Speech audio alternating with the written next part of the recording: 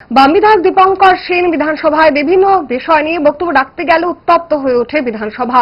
শুক্রবার বাম বিধায়করা বিধানসভা থেকে ওয়াকআউট করলেন। সমস্ত বিষয়গুলো সংবাদ মাধ্যমের মুখোমুখি হয়ে প্রতিক্রিয়া ব্যক্ত করলেন বাম বিধায়ক দীপঙ্কর সেন। নেশা বারবারন্ত যেভাবে সেখানের মধ্যে শুরু হয়েছে, বাইরে চলে যাচ্ছেন কাজের জন্য, ঘর বাড়ি ছেড়ে সেখানে স্ত্রী পুত্রর ছেলে, এটা হচ্ছে, কিন্তু এটা তারা মানতে রাজি না।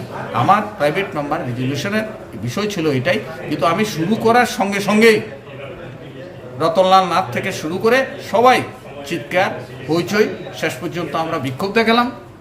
আমরা বললাম যে এটা একটা গণতান্ত্রিক পদ্ধতি না, আমাকে আপনি সময় দিয়েছেন 30 মিনিট, আমি 30 মিনিট সময় কথা বলবো, তারপর বক্তব্য থাকতেই পারে কারণ, তার জন্য সেখানের মধ্যে দাঁড়িয়ে আপনি বলতেই পারেন সেখানে।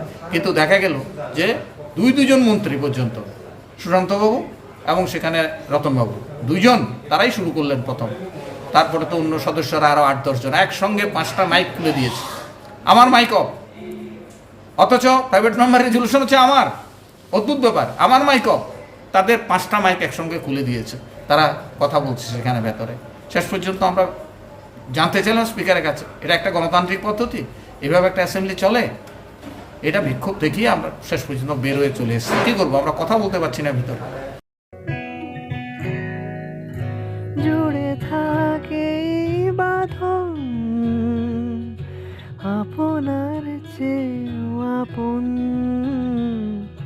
জুড়ে থাকে বাঁধন আপনার চেয়েও আপন, আপনার চেয়েও আপন।